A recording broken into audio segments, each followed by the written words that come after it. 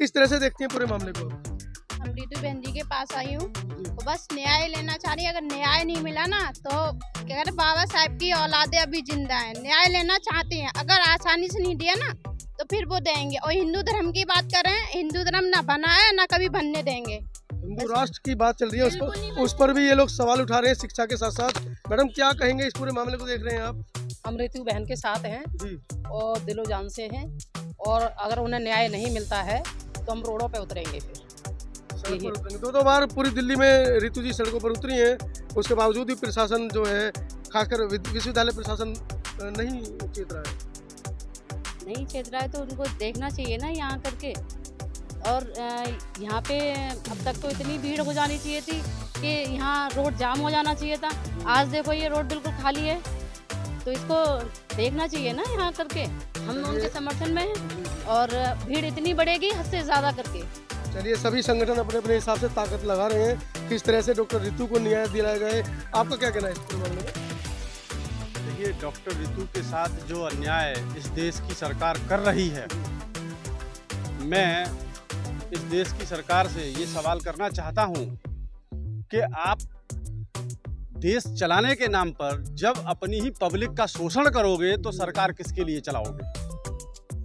और ऐसी अन्यायी व्यवस्था को बदलने की ज़रूरत है, बहुजनों को इकट्ठा होने की ज़रूरत है और व्यवस्था परिवर्तन करने की बहुत ज़रूरत है। तो देखिए, शैक्षणिक जो देश के अंदर जो प्रचार प्रसार होना चाहिए, सरकारों की जो जिम्मेदारी बनती है, देश की आज़ादी के बाद से जो काम नहीं हो पा रहा था, इन जैसे संगठन शिक्षा को लेकर, देखिए शैक्षणिक एवं सामाजिक परिवर्तन के तहत डॉक्टर रितु के समर्थन और सम्मान में Lord Buddha educational society registered ये संगठन दिन रात काम कर रहा है। और अब ये संगठन चाहता है कि राजनीतिक और सामाजिक व्यवस्था पर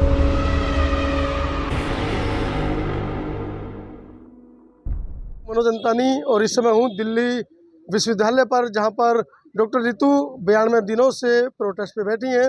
आज लॉर्ड बुद्धा एजुकेशन समिति के लोग यहाँ पहुँचे हैं उनको अपना समर्थन देने के लिए, उनके आंदोलन को समर्थन देने के लिए। आइए जानते हैं, पूरे देश में लॉर्ड बुद्धा एजुकेशन समिति काम कर रही है। ये तमाम जो संगठन है अलग अलग प्रदेशों से आए हैं। जानते हैं सभी का परिचय। पहले सर परिचय दीजिए अपना। यशपाल गौतम, कासगंज से आए हैं जी। आप? बबरल गौतम, अलीगढ़। अलीगढ़ से? यस। आप? टेकम सिंह, मुंबई से। मुंबई से? आप? मैं अनीता गौतम, अलीगढ़ से आई हूँ। अलीगढ़ से हैं आप? जयपाल सिंह, अशोक नगर, दिल्ली से। दिल्ली से? जी। आप? ममता रानी बहुत अलीगढ़ से। अलीगढ़ से। जी। डीएल गौतम, अलीगढ़ से। अलीगढ़ से। काजल गौतम, अलीगढ़ से। अलीगढ़ से। गुंजन गौतम, अलीगढ़ से। विशाखा गौतमी, अलीगढ़ से।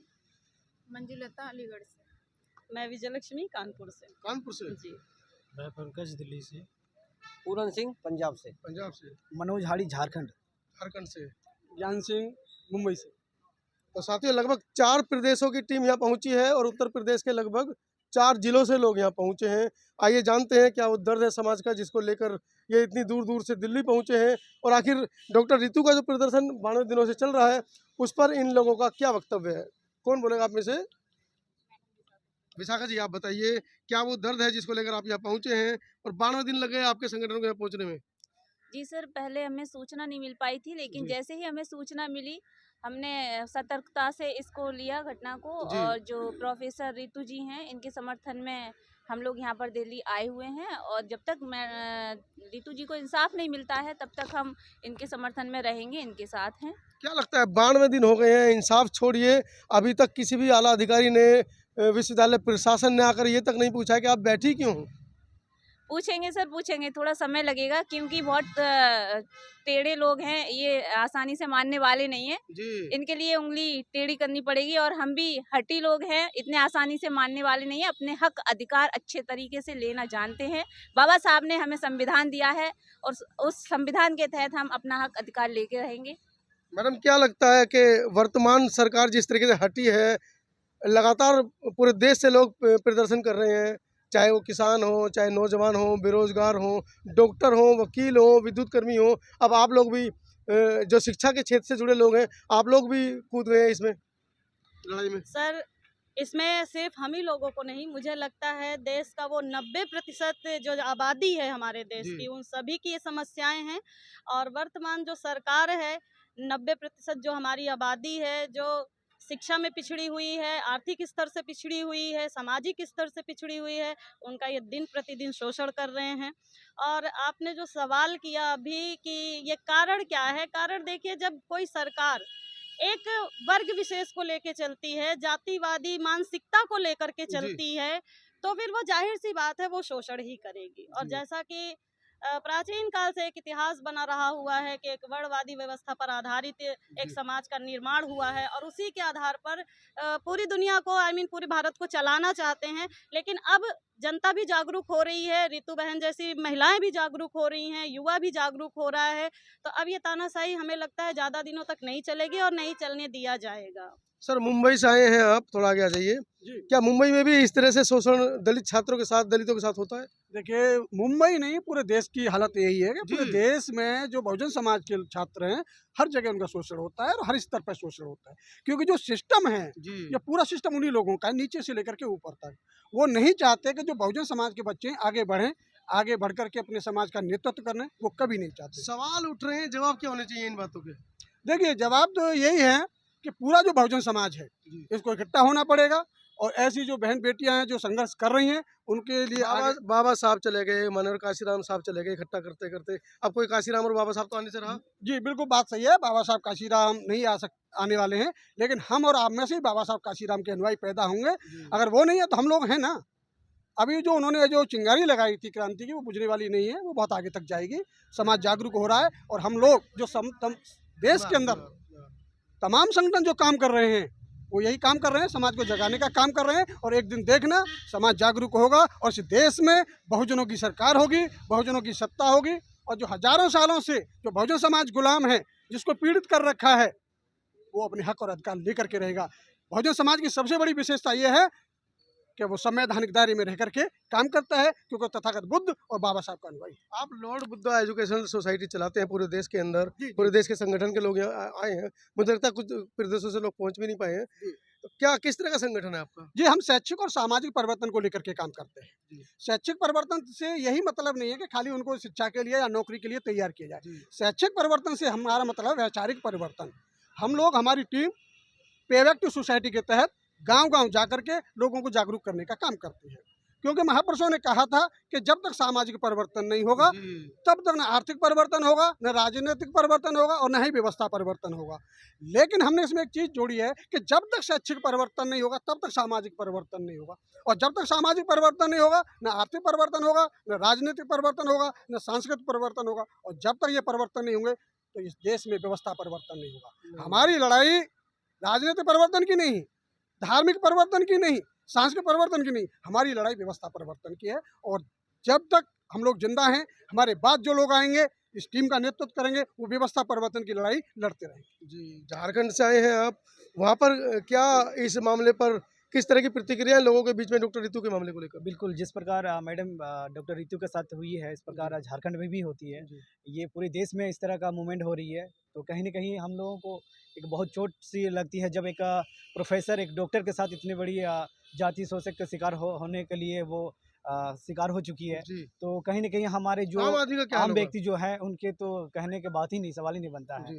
अब बात ये इस बात का है कि आज हमारे बहन जो लगभग कंटिन्यू 92 दिनों में ये लगातार ये इनका इतना बड़ा प्रोटेस्ट चल रहा है और सरकार इन पे जू तक नहीं हिल रही है और उनका न्याय अभी तक नहीं दे रहे हैं। और जो सेक्शन लगाए गए हैं, जो आरोपी हैं जिनके ऊपर में लगाया गया है सेक्शन, वो नॉन बेलेबल सेक्शन है, जो कि ये गिरफ्तारी होने चाहिए था, लेकिन अभी तक जो है ना गिरफ्तारी नहीं हो रही है। जो कि SC/ST एक्ट किसी के नाम पे अगर वो एक्ट अगर लग जाती है तो उसको फ़ौरन उसको गिरफ्तारी की जाती है, लेकिन अभी तक दिल्ली यूनिवर्सिटी का जो प्रोफेसर है, जो सविता रॉय है, अभी तक उनका कोई गिरफ्तारी नहीं हुई है। तो इससे तय होती है कि उसके ऊपर में जो सारे लीडरशिप जो है, चाहे पॉलिटिकल हो या फिर सामाजिक संगठन उनका चलता हो, वो सब लोग इनको कॉपरेट कर रही है। इसमें RSS हो या फिर BJP हो या दिल्ली पुलिस हो, ये सब लोग उनको कॉपरेट कर रही है। बताइए, अभी सरकार, अभी BJP सरकार है, बेटियों के प्रति कितना बात करते हैं, लेकिन एक बेटी का जाति शोषण उत्पीड़न हुई है और साथ में वो एक प्रोफेसर भी है, उनके साथ जिस तरह का व्यवहार की गई, अभी तक जो वो एक्ट लगाई गई है SC/ST एक्ट के तहत, अब तो उनको गिरफ्तारी हो जाना चाहिए था।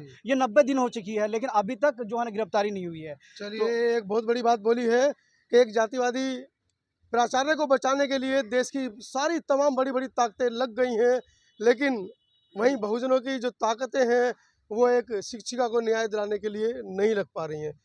क्या आपका मानना है इस पूरे मामले को देखते हुए? देखिए, ऐसा है, हमारा जो एजुकेशन सिस्टम है जी उसमें खामियां हैं। हमारे जो बच्चे हैं, डॉक्टर रितु हैं, जी इनको किसी तरह से तो पीएचडी में एडमिशन मिला। जी। एडमिशन मिलने के बाद इनको यहाँ पर नौकरी भी मिलेगी, और नौकरी मिलने के बाद जब कोई भी बहुजन समाज का व्यक्ति जब एक डॉक्टरेट करके आता है तो उसका विजन बहुत तेज होता है, जी और वो चाहता है कि जिस तरह से मैंने यहाँ तक पहुँचा हूँ उस तरह से मैं अपनी व्यवस्था को, सामाजिक व्यवस्था को अपने बच्चों तक पहुँचाऊँ और सभी को पहुँचाऊँ। और क्योंकि ये बहुजन समाज का कोई व्यक्ति जिस पद पर पहुँचता है वो हमेशा सामाजिक न्याय की बात करता है। जब कोई जी। सामाजिक न्याय की बात करता है तो जो गैर सामाजिक न्याय की बात के लोग हैं उनको अड़चन होती है, क्योंकि उनकी व्यवस्था को कहीं ठेस पहुंचती है। जी इसलिए मेरा मानना है कि रितु ने कोई गलत काम नहीं किया। उन्होंने अपने हक के लिए अपनी बात पढ़ाई, और उनके पीछे जो मनगढ़ंत कहानियां बना दी कि अच्छा नहीं पढ़ाते हैं, ये हमारे लोगों को शिक्षा से रोकने और उनके भविष्य को खिलवाड़ करने से किया गया है। और इसके लिए जो अभी तक जो धाराएं ये भाई साहब बता रहे हैं, जी भाई साहब लगी हैं, मैं भी यही चाहता था कि हमारे पास क्या धरने के अलावा कोई और नहीं है। जी तो हमारा ये कि जब ये नहीं होता है तो हम कोर्ट में जाएंगे और कोर्ट से हम न्याय को लेकर रहेंगे, क्योंकि हमारे पास अल्टीमेटली हमें संविधान पर भरोसा होता है और हमारी जुडिशियल पर भरोसा होता है, और वही हमारा एक अंतिम हथियार होता है कि हम जब कोई भी प्रदर्शन हमारा नहीं कामयाब होता है तो हमको कोर्ट में जाना पड़ता है, और हम जी कोर्ट में जी। जाएंगे और उसका अपना अधिकार लेकर रहेंगे। चलिए, महिलाओं के न्याय की बात चल रही है, 12वें दिन से रितु बैठी हैं और कुछ महिलाएं और जुड़ी हैं, इनसे भी बात करेंगे। किस तरह से देखती हैं पूरे मामले को आप? हम रितु बहन जी के पास आई हूँ, जी वो बस न्याय लेना चाह रही है। अगर न्याय नहीं मिला ना तो क्या कहते हैं, बाबा साहब की औलादे अभी जिंदा हैं, न्याय लेना चाहती हैं। अगर आसानी से नहीं दिया ना तो फिर वो देंगे। और हिंदू धर्म की बात कर रहे हैं, हिंदू धर्म ना बना है ना कभी बनने देंगे। हिंदू राष्ट्र की बात चल रही है, बिल्कुल नहीं उस पर भी ये लोग सवाल उठा रहे हैं शिक्षा के साथ साथ। मैडम, क्या कहेंगे इस पूरे मामले को देख रहे हैं आप? हम रितु बहन के साथ हैं जी और दिलो जान से हैं, और अगर उन्हें न्याय नहीं मिलता है तो हम रोडों पे उतरेंगे फिर। सड़क यही- पर उतरेंगे। दो बार पूरी दिल्ली में रितु जी सड़कों पर उतरी हैं, उसके बावजूद भी प्रशासन जो है, खासकर विश्वविद्यालय प्रशासन नहीं चेत रहा है। नहीं छेद रहा है तो उनको देखना चाहिए ना यहाँ करके। और यहाँ पे अब तक तो इतनी भीड़ हो जानी चाहिए थी कि यहाँ रोड जाम हो जाना चाहिए था। जी आज देखो ये रोड बिल्कुल खाली है, तो इसको देखना चाहिए ना यहाँ करके। हम चलिए। उनके समर्थन में हैं, जी जी। और भीड़ इतनी बढ़ेगी हद से ज़्यादा करके। चलिए, सभी संगठन अपने अपने हिसाब से ताकत लगा रहे हैं, किस तरह से डॉक्टर रितु को न्याय दिलाया जाए। आपका क्या कहना है इस पूरे मामले में? देखिए, डॉक्टर रितु के साथ जो अन्याय इस देश की सरकार कर रही है, जी मैं इस देश की सरकार से ये सवाल करना चाहता हूँ कि आप देश चलाने के नाम पर जब अपनी ही पब्लिक का शोषण करोगे तो जी। सरकार किसके लिए चलाओगे? और ऐसी अन्यायी व्यवस्था को बदलने की ज़रूरत है, बहुजनों को इकट्ठा होने की ज़रूरत है और व्यवस्था परिवर्तन करने की बहुत ज़रूरत है।